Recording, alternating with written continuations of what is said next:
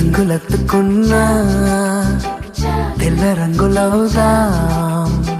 పూలు కప్పుకున్నా కుమ్మలల్లి ఉందా. ఆకు చాటునున్నా పచ్చి పిందెలవుదా. మట్టి లోపలున్నా చెంట వేరులవుదా. ఎవ్వరి కంటి చూపు చేరలేని ఎక్కడ మన జంట అవసరాని చోటున పద నువ్వు నేనుందాం.